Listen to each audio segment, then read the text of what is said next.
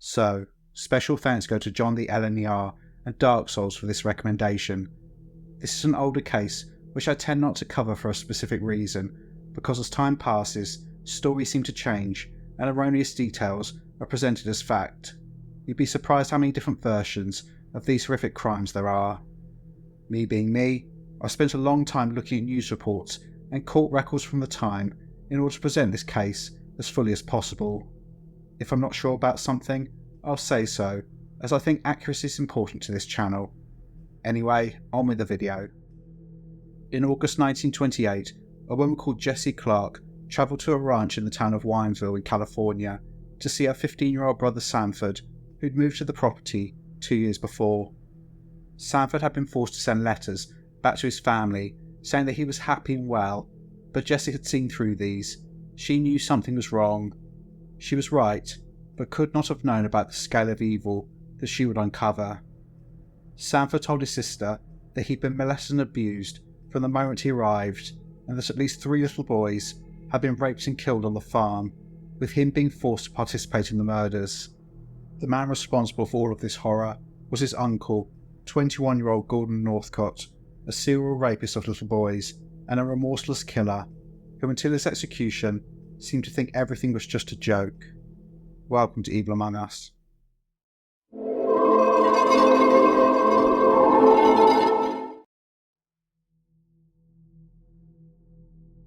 As there are a few individuals in this case with the same last name that I need to mention, I'll use their first names for ease of telling the story.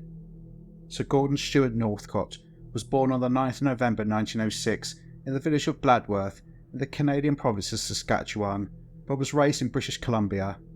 He was the son of Cyrus and Sarah Northcott and had an older sister called Louisa, but who went by her middle name, Winifred. There's no confirmed information about Gordon's early life. All that we know are the claims made by him and his mother, neither of whom can be trusted. So Sarah later claimed in court that Cyrus wasn't Gordon's father, and instead it was an English nobleman that she secretly married at the age of 15, who had apparently died on the return trip to England, and whose name she couldn't remember. In fact, on the stand, Sarah claimed that she couldn't recall how many times she'd been married, how many children she'd had, or their names.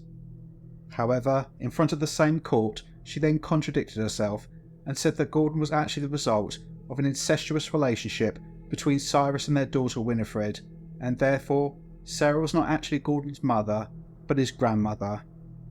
Gordon himself later told reporters that his father sodomized him from the age of 10 years old. He also hinted at the fact that he and his mother had had an incestuous relationship and that she dressed him in girls' clothes until he was 16 years old. What is fact or fiction is unclear, although, as we'll return to later, there are likely a few grains of truth scattered amongst the bullshit. But the fact is that the household was clearly dysfunctional and created the monster that was Gordon Northcott. In 1924, when Gordon was 17, he and his parents moved to Los Angeles. How long Gordon had been a sexual predator targeting little boys is unclear, but it's inevitable that this had begun long before he moved to the US, and in his new environment, he quickly began searching for victims. He began trawling the streets of LA in his car, picking up children.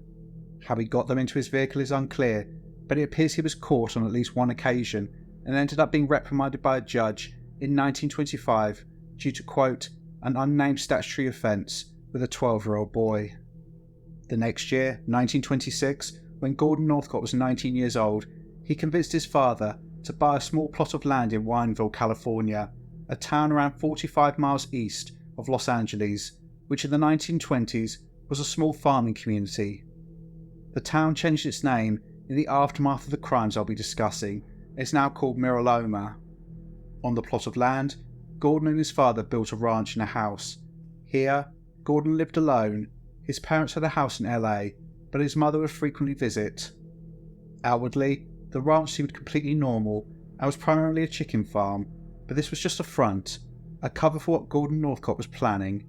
He wanted an isolated location where he could take boys to rape, and eventually this would be the place where he would murder his victims. With his base established, he began to put his plans into action.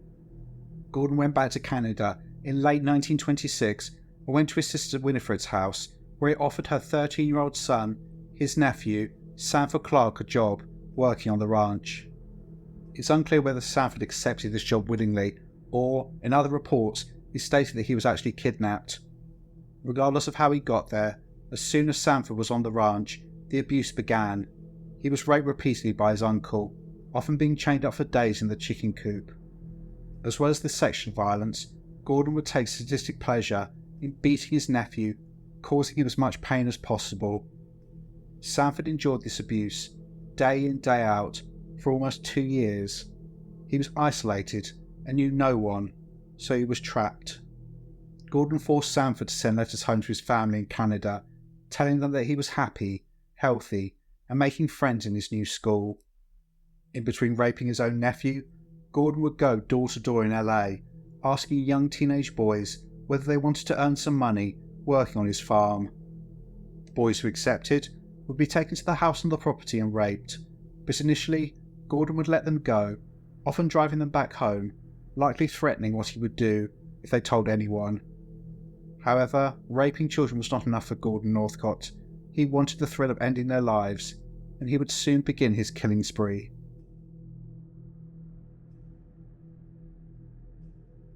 Gordon Northcott is confirmed to have been involved in the deaths of 4 people, and we know this because of the later testimony of Sanford Clark. However, the true number of victims is likely much higher. So on Thursday the 2nd of February 1928, Gordon killed a Mexican youth whose identity and age to this day remains unknown, although he's believed to have been around 17 or 18 years old. It's also unclear where the murder actually took place and why. What is known is that the youth was shot with a .22 caliber rifle which Gordon owned before his body was stripped and wrapped in a bag which had been used for chicken feed.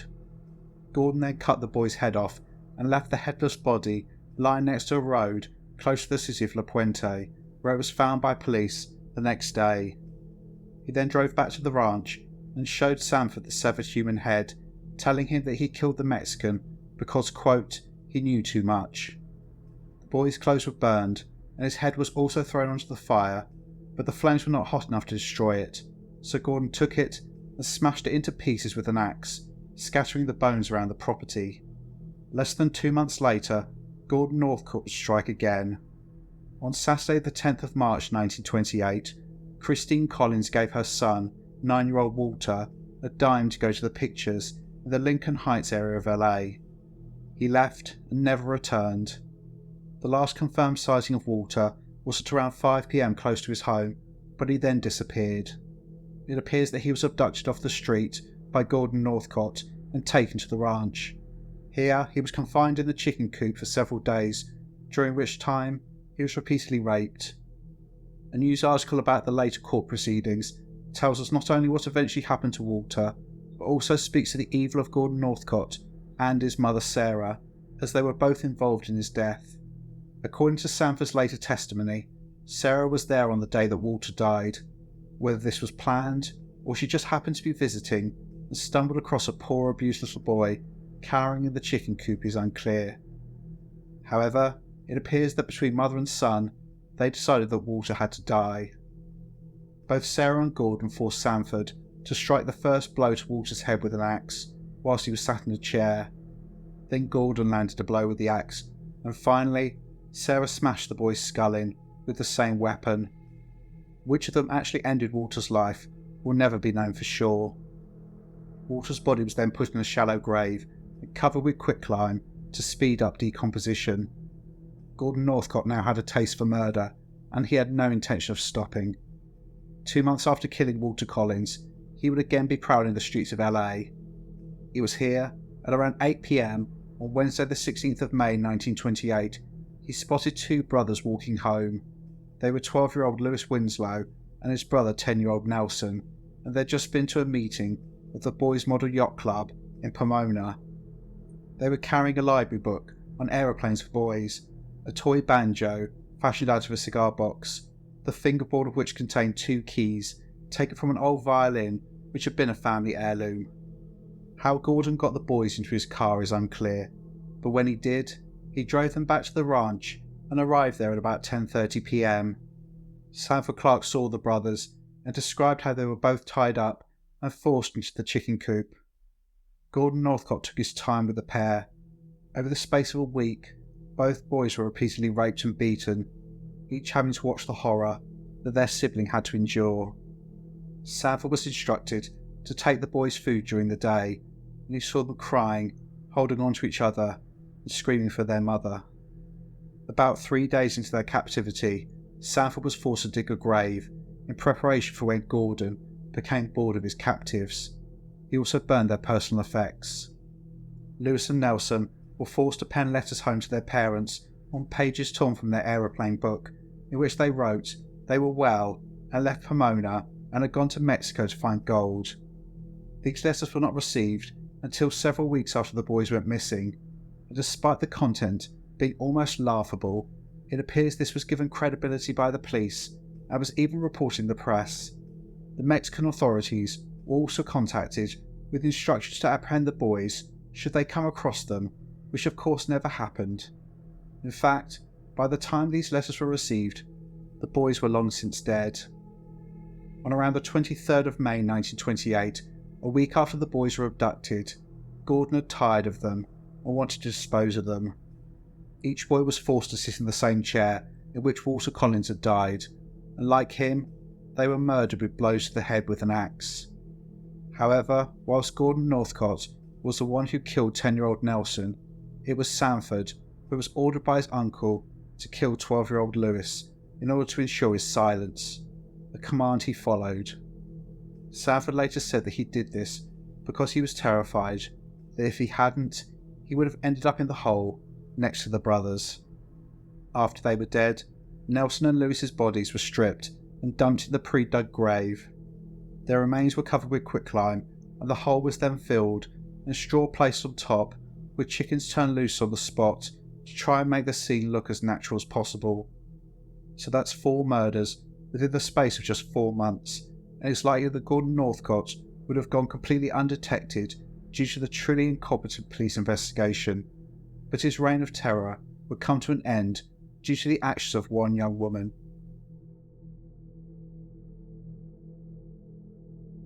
It's safe to say that the police had no idea who was responsible for the body of the headless Mexican youth that had been found outside La Puente. Police in Pomona were also utterly clueless about the whereabouts of Lewis and Nelson Winslow, with them chasing some ridiculous story that these boys, who'd gone to a model yacht club, had all of a sudden decided to travel over 1,500 miles to Mexico to look for gold. However, the worst was the LAPD, who had been tasked with investigating the disappearance of 9-year-old Walter Collins. What I'm about to describe was dramatised in the 2008 film The Changeling, which is an excellent film which I'd advise you to watch, but it's hard to believe that what is shown actually occurred in real life. So at the time of Walter's disappearance, the LAPD was under increased public scrutiny due to a corruption scandal, and the fact that Walter's disappearance echoed a recent horrifying case that traumatised the city when a man called William Hickman abducted a 12-year-old girl called Marion Parker in December 1927 and held her for ransom. Her father met Hickman to hand over the ransom, with him seeing his daughter apparently sat up in the passenger seat of the car next to her captor. After the money was handed over, Hickman drove away and pushed Marion out. It was found that she was already dead. Marion's arms and legs had been cut off, and she'd been disemboweled. Her eyes had been held open with piano wire to give the appearance that she was still alive. Hickman was eventually caught and hanged in October 1928. The city didn't want to go through another trauma like that, and so they rallied around Walter's mother Christine, and as a result, her son's disappearance made the national news. This increased the pressure on the LAPD, but they were flailing, they had no leads. Then, 5 months after the disappearance, a boy was found in the city of DeKalb in Illinois, around 2,000 miles away, who apparently stated that he was Walter. Christine was told this, and letters and photographs were exchanged. Christine saw the photos and stated that it wasn't her son. However, she was convinced that he would likely have changed in the months that he'd been missing. A public reunion was organised, and when Christine saw the boy, she knew it was not her son, and she told the lead detective in the case Captain Joseph Jessie Jones, who bluntly told her to take the boy home and, quote, try him out for a couple of weeks. The case was then closed. 3 weeks later, Christine was back in front of Captain Jones with proof that the boy was not her son. She has statements from people who knew Walter, who swore that this lad was an imposter. She even had her son's dental records. In response, Captain Jones had Christine committed to the psychiatric ward at Los Angeles County Hospital, essentially for being a nuisance.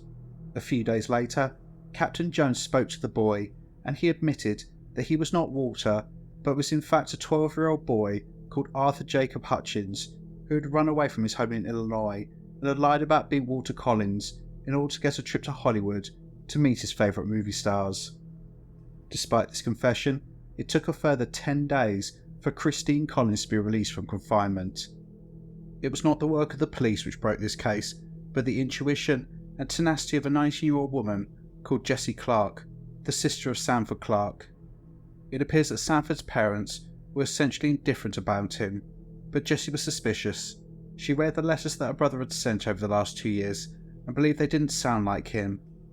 It was his writing, but the words sounded like they came from someone else. Also, she noticed that despite him stating that he was doing well in school, his grammar, spelling and punctuation was always extremely bad in his notes. Jessie was certain that something wasn't right. She didn't know what, but she was determined to find out. She saved her money, and by August 1928, she had enough to pay for a ticket to California. It seems as though Jessie sent a note to her brother, informing her of her trip, and so, on the night of the 4th of August 1928, Gordon Northcott and his mother Sarah exhumed the bodies of Walter Collins, Lewis Winslow, Nelson Winslow, and potentially others. Where they took them is unclear. Potentially they were burned in another location, or buried somewhere and never found. However, they did a piss poor job, and as we'll get to, there were bloodstains, bone fragments, as well as other incriminating evidence scattered around the property. Jessie stayed at the Wineville ranch for a few days, and one night, whilst Gordon Northcott was asleep, Sanford went to his sister's bedside and in a whisper told her everything, what had happened to him and the fact that children had been killed on the property. She returned to Canada and went to the American consulate to raise the alarm. There's a discrepancy in what happened next across various sources. Some say that Jessie told the authorities everything. Others state that she thought such a fantastical tale would not be believed, and so instead focused on saying that an illegal alien, her brother, was working on the farm, hoping this would prompt a response. In a final telling of the tale, Jessie told the authorities everything, but it was they who focused on the fact that a Canadian was potentially illegally working on a farm in the US and decided this was an immigration issue. And so, on Friday the 31st of August 1928, 2 immigration service inspectors visited the ranch. The dust kicked up by their cars could be seen from a distance, and at this point, Gordon Northcott began running. He told Sanford Clark to stall the officers, otherwise he was shooting from the tree line. Sanford did as instructed and managed to stall for 2 hours, during which time Gordon made his escape. Sanford was taken into custody, and within a few weeks felt safe enough to tell the authorities everything. He relayed a story of child rape and murder to the immigration officials, which must have made their blood run cold. On the 17th of September, an army of law enforcement officers descended on the ranch, with Sanford guiding them around the site. They took everything apart, searching for evidence to corroborate his horrific story, and they found it. The police dug up 3 shallow graves, none of which contained complete bodies, only body parts, and it was clear they'd been recently disturbed. In the graves were found 51 bones, including from children's fingers and parts of skulls. Officers also found traces of human blood in the chicken coop, where the children had been murdered, as well as blood-stained axes with strands of human hair attached. They also found clothing matching those belonging to the Winslow brothers, and partially burnt pages from the aeroplane book they'd been carrying on the night they disappeared. A .22 caliber rifle was also recovered, along with ammunition, which was found to match the bullets recovered from the body of the unnamed Mexican youth who'd been murdered in January. Pieces of bloody mattress were also found buried on the ranch. In terms of any specific link to Walter Collins, there was none. His body had clearly been removed and buried elsewhere. But when shown pictures of 30 missing children, Sanford Clark picked out Walter and stated with certainty that he was one of the little boys who'd been murdered at the ranch. A manhunt began for Gordon and his mother Sarah. They knew Gordon was on the run, and when they tried to track down Sarah at her home in LA, they found out that she'd fled law enforcement as well. In fact, the pair had run off together. They spoke to Gordon's father Cyrus, who identified the rifle found at the ranch as belonging to his son, and he also claimed that his son had confessed to the murders. Why he hadn't contacted the police is unclear. However, Gordon and Sarah were not at large for long. They were traced back to Canada and arrested near the city of Vernon on the 19th of September 1928. Both fought extradition back to the US and were adamant they had nothing to do with the murders on the ranch. Gordon even gave interviews to the press and seemed to love the attention. He told a reporter from the Vancouver Daily Sun, quote, "There have been a lot of stories circulated about me. They are all untrue. What awful things to say about a man. Some people have been suffering from too much imagination, and a lot of people will be sorry when this case is cleared up." Eventually, the pair were brought back to LA on the 30th of November 1928, and they then proceeded to tie the authorities in knots. Gordon was in his element. He loved the attention and was often seen with a maniacal grin plastered over his face, laughing at the most inappropriate times. He quickly confessed to killing 5 boys, but then this ballooned to 10, to 15, to 20. He drew maps where bodies were apparently buried and went with the police to the scene. He would then direct the police as to where they should dig, and when they found nothing, Gordon would stand there laughing. He was described as almost childlike, treating everything as though it was a game. Gordon claimed that the Mexican youth he killed was called Alvin Garcia, and on the 3rd of December 1928, he even wrote a confession to his murder, which read, quote, "I killed Alvin Garcia on the ranch, February the 2nd, 1928. No self-defense." This confession was quickly withdrawn and the name changed, with Gordon later stating that the youth's name was Jose Gonzalez. As stated earlier, his true identity has never been established. The biggest shock came from Sarah Northcott, who, despite initially denying any involvement in any of the crimes, suddenly confessed to all the murders, despite her, according to Sanford Clark's testimony, not even being at the ranch at the time the Winslow brothers or the Mexican youth died. True to form, she then withdrew her confession and tried to blame her husband Cyrus and Sanford for the murders, claiming Gordon was entirely innocent. However, she did eventually plead guilty to the murder of Walter Collins, but this was not about regret or remorse. She was happy she could take one of her son's charges away. During her sentencing hearing on the 31st of December 1928, she rambled on about how Gordon was innocent, and it was at this point she began making the strange claims that he was in fact the son of an English nobleman. But, as I stated earlier, she then contradicted herself, stating that Gordon was the result of an incestuous union between Cyrus and their daughter Winifred. Clearly, she was trying to gain sympathy for a monster of a son, but she did nothing more than make herself and her family as a whole look like a bunch of inbred lunatics. At the end of this pantomime, Sarah Northcott was sentenced to life imprisonment for the murder of Walter Collins. Despite him having confessed to all the murders to prison staff and claiming to have killed 20 people in total, Gordon Northcott pleaded not guilty to the murders of an unknown Mexican youth, as well as Louis Winslow and his brother Nelson. Due to the fact that Sarah pleaded guilty to the murder of Walter Collins, Gordon didn't face this charge. Gordon's trial began in January 1929, and it was a circus. He fired 3 defense attorneys and insisted on representing himself.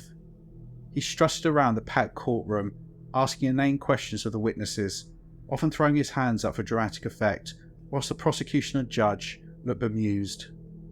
Gordon made a fool of himself repeatedly, and when the star witness was presented, Sanford Clark, he was torn to pieces by this 15-year-old child. Gordon even cross-examined himself, asking a question and then turning his head to one side and answering. It must have been bizarre to say the least. Despite his terrible performance, Gordon quipped to one reporter, quote, "I'm not such a bad attorney after all, am I?" Gordon seemed to completely forget that he was on trial for his life, and even when he was found guilty of 3 counts of murder and then sentenced to death on the 13th of February 1929, he appeared completely unfazed, continuing to smile as he was led away to death row at San Quentin prison.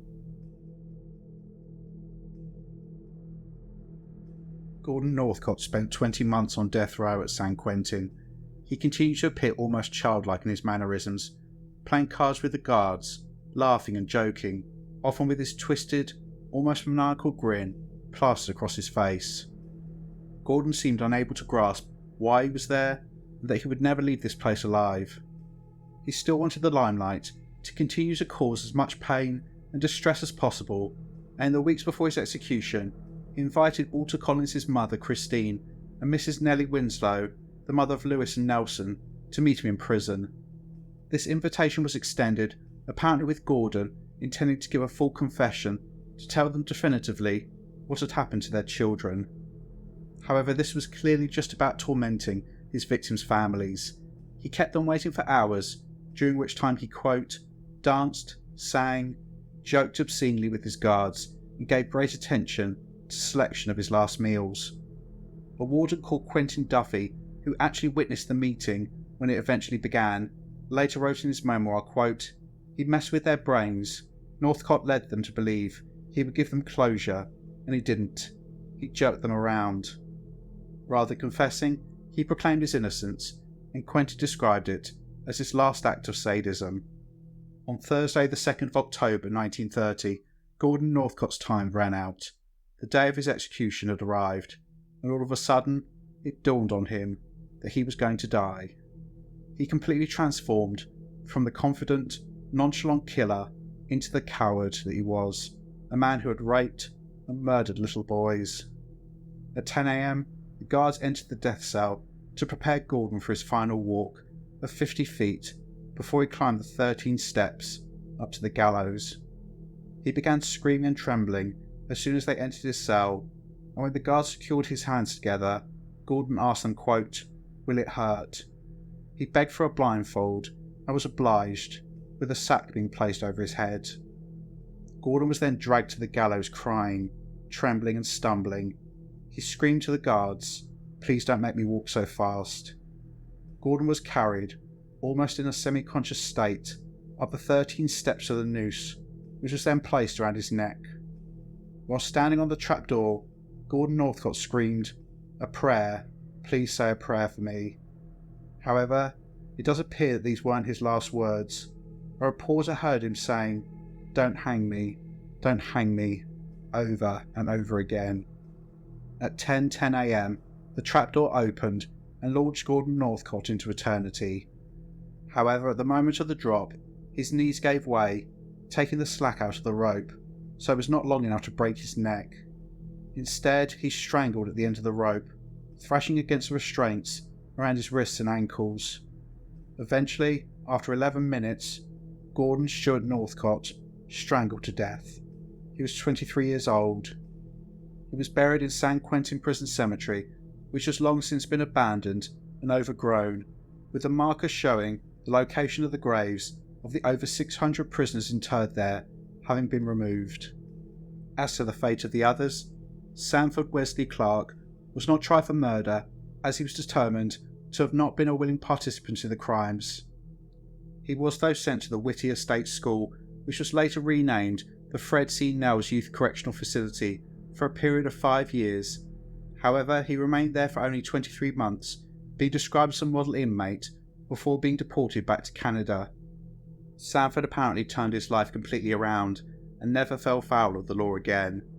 He served in World War II and then worked for the Canadian Postal Service for 28 years. He married a woman called June, with them adopting 2 boys. According to his sons, he was plagued with guilt for the rest of his life and had frequent bouts of depression and was often suicidal. Towards the end of his life, one of his adopted sons reported that he told Sanford he loved him. His response was, quote, "Why would you? June was the one who helped him through these feelings, and they were together for 55 years before his death on the 20th of June 1991, aged 78. Despite being convicted of murder, Sarah Louisa Northcott served just 12 years in prison before being paroled on the 30th of May 1940. She then moved to Maryland to live with her husband Cyrus George Northcott on a farm in Parsonsburg. Remember, this was the man who she stated in open court had sexually abused their children. However, her freedom was short-lived. Cyrus died in April 1944 and Sarah died in November of the same year from chronic myocarditis. She was 75 years old. Arthur Jacob Hutchins, the boy who pretended to be Walter Collins, spent 2 years in the Iowa State Training School for Boys in Eldora. In 1933, aged 15, he penned a 25-page essay outlining why he had pretended to be the missing boy. Within this, he wrote, quote, "I know I owe an apology to Mrs. Collins and to the state of California." Whether Arthur ever apologised directly to Christine Collins is unclear. He went on to work at carnivals and had a career as a horse trainer and jockey before dying from a blood clot in 1952, aged just 35. Captain Joseph Jesse Jones, who tried to force a stranger on Christine Collins just so he could close his case, was suspended from the LAPD and sued by Christine for false imprisonment. He was hauled into court but was defiant and never showed any remorse for his behaviour. He was ordered to pay damages of $10,800 to Christine, but he never paid her a penny. Once the heat had died down, he was reinstated as a police officer and served another 15 years before retiring and eventually dying in 1951, aged 66. Finally, with regards to Christine Collins, whilst there was every indicator that Walter died on the ranch, because his body was never found, she continued to search for her missing son for the rest of her life. After the case slipped from the public consciousness, Christine also faded into obscurity, and so not much is known about her later life. What is known is that she died on the 8th of December 1964, aged 75. Hopefully, she was then reunited with her little boy.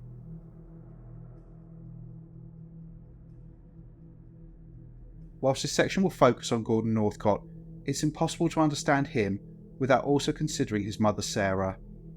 As I said earlier, the word of neither party can be trusted to give an accurate account of Gordon's upbringing, but I think there was some truth in comments made by them both about sexual abuse and incest in this environment.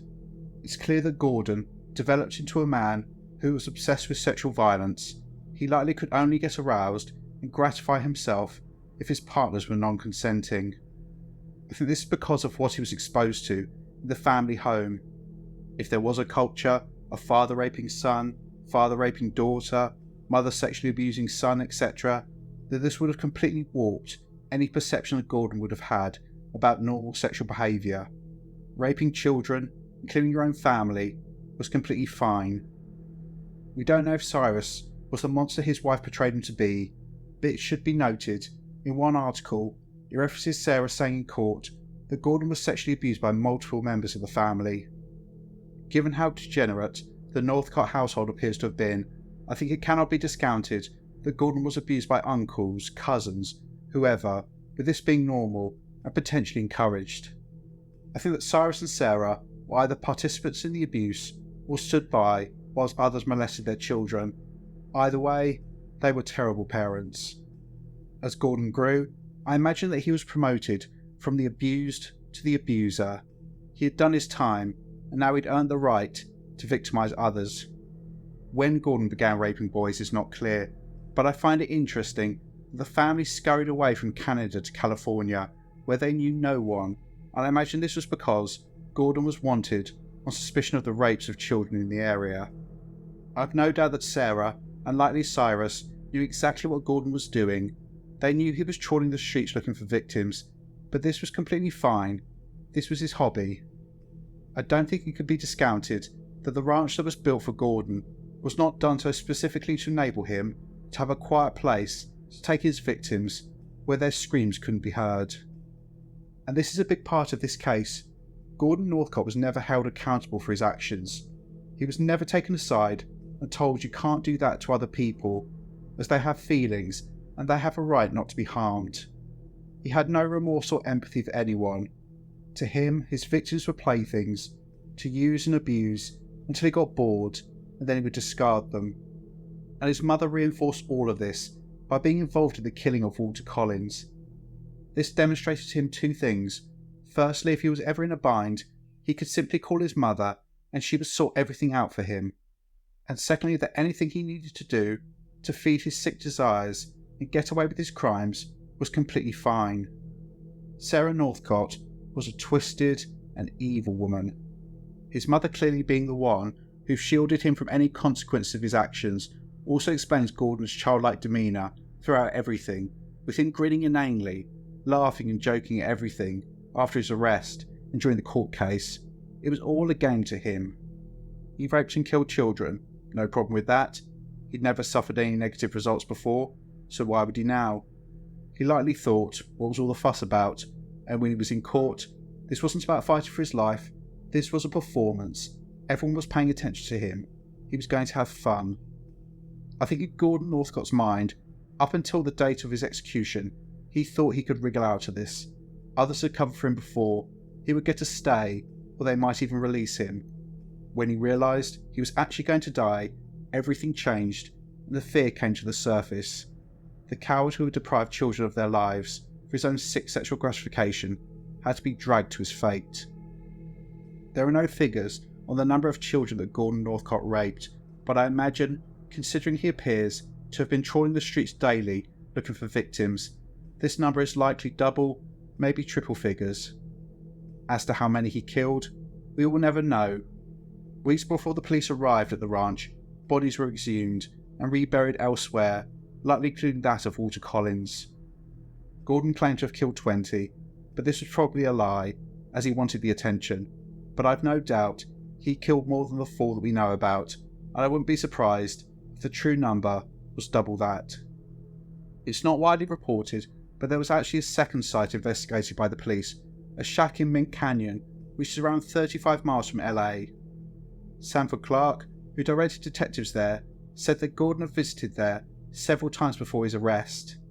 Sanford said that Gordon had told him that whilst there, he'd helped a miner kill his partner. Inside the shack, police found 3 pairs of boys' shoes, 1 pair of which were partially burnt. The owners were never traced. Maybe these were 3 more victims. Maybe they were just the most recent ones, with him having discarded traces of the others already. We will never know, but it's clear that Gordon Stewart Northcott was a monster, and I for one am glad he experienced just a fraction of the fear that he put his victims through in his final moments. So, what are your thoughts on this case? If you like the content, then consider becoming a channel member by clicking the join button. You can also send a one-off donation to support the channel using the thanks button. Please like, share and subscribe. Take care, and I'll see you in the next one.